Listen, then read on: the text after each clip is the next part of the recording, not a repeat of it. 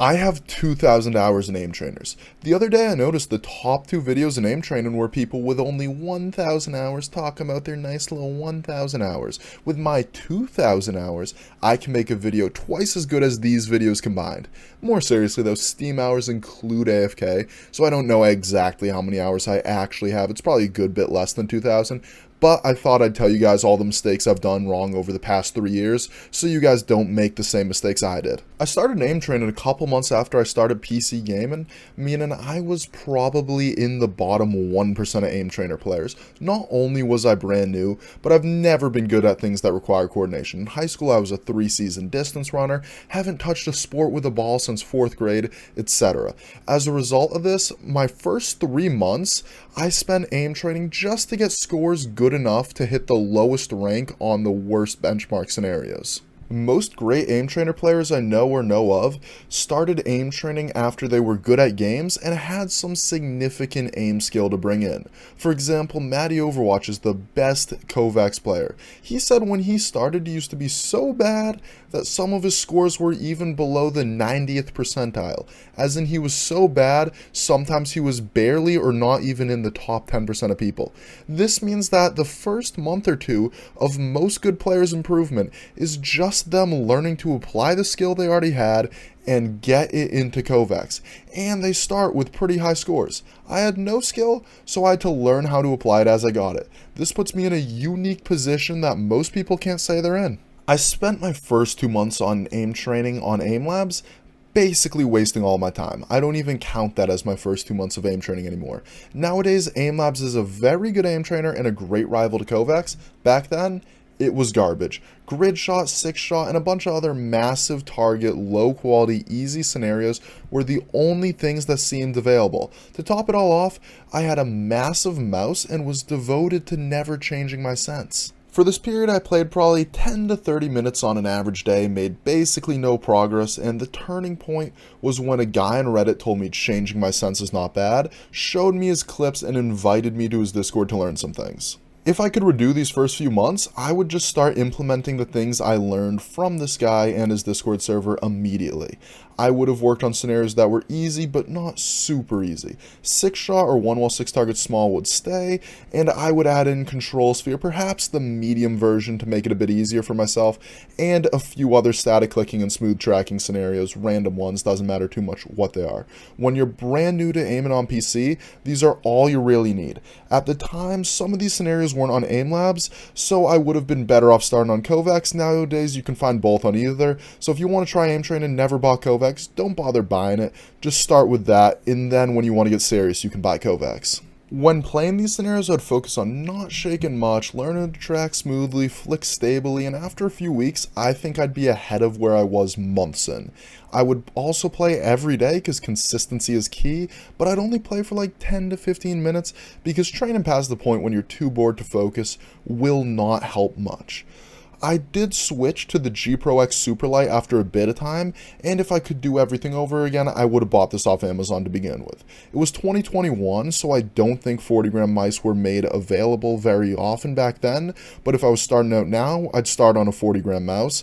If you're starting out now, good gear, it can be 40-gram mouse, it can be the Superlight 2, it can be whatever, and basic scenarios. The next phase of my aim training was trying to get an above average skill level. At this point, I realized there was a lot of aim information I did not know, and I really wanted to learn it. I also saw how the keys to making progress so far came from learning new information, so I assumed learning as much as possible would make me better and be the best way to get better. So a few months into aim training, I started making short videos. I'd look into a topic, read about it, ask around about it, report my findings to YouTube. I thought that the information was cool, no one was spreading it, so I took up the job, and really I just wanted a couple hundred people to make me feel accountable for learning, because I thought learning aim was the best way to get good at aiming. Eventually, after making a lot of videos, a tier 2 Valorant player who was rank 1 on the North America's Radiant leaderboards for a bit reached out to me and asked for some aim coaching and advice. At the time, I had never really coached anyone before, and I didn't know what to do. I told him I don't know how to coach, but he really wanted a routine. So I watched some of his gameplay, put something together for free of charge, just put together a routine. I spent the rest of my first year on aim trainers making personalized routines for free, trying to learn more about techniques by asking any top player who would talk to me and just making content about this. I feel this was my biggest mistake. I started focusing more on the best ways to aim train than on the actual training. If you want really good aim, you gotta spend time on aim trainers and get your information by watching my videos once a week. Don't look too deep into it unless you also have the time to practice. Not only did I focus more on these things, but what little aim training time I had ate up my sleeping time. At the time, it was my senior year of high school. I was taking 5 APs, captain of 3 varsity sports, and uploading every other day. Even though I only aim trained 5 or 10 minutes on a bad day, the rest of my responsibilities kept me stuck at 4 to 6 hours of sleep most weeknights. This is not good, especially when you're running 40 miles a week and racing every week. And I think it was this exhaustion more than the lack of training that caused me to really not improve much at all for the rest of the school year. The summer after my senior year was, in my opinion, my finest hours of aim training. I started the summer at around 1,000 subscribers, ended with 13,000. Literally the first thing I saw after graduating was a Twitter DM from Noted asking if I could aim coach him. Everyone I'd worked with for free, including the #1 Radiant, said I should start charging money for public aim coaching for anyone to sign up for. I finally had the time to make content and also practice aim.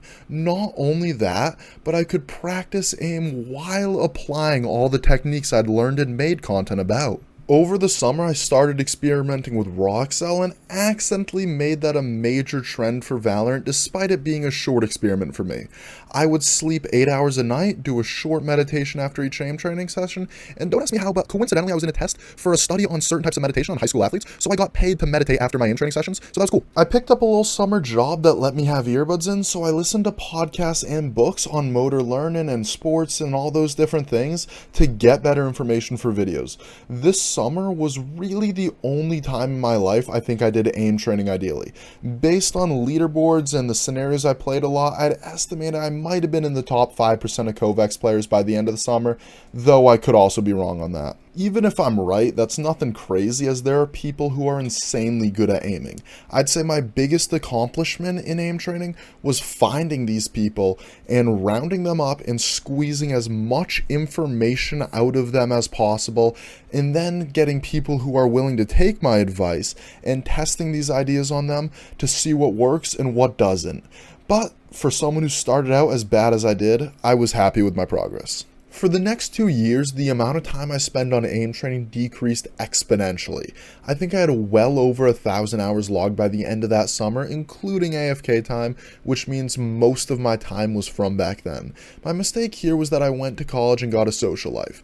If you want to be the best aimer, you can't talk to people. My hours continued to go up as I made more playlists. In 2022, I had the 3rd most Kovaaks uploads out of anyone.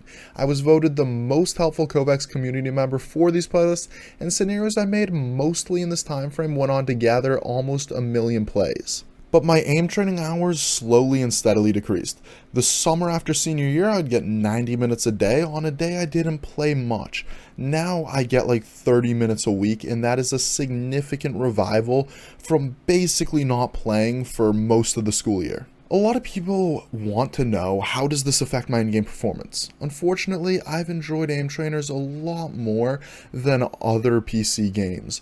So for that reason, when I started logging hours on aim trainers, I mostly stopped playing other games.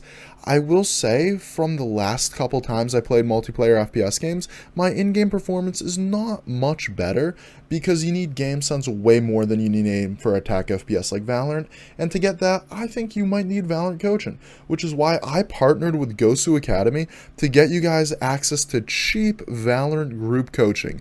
Try it for a month for free using my link in the description. Other than that, I just want to thank all the people who've supported me along the way and taught me what I know, especially these guys. Go follow them on Twitter or something. I linked their accounts in the description. As I said, if it weren't for them, my channel would be nothing, and I would have nothing for you guys to watch. Thanks for watching. Subscribe for more.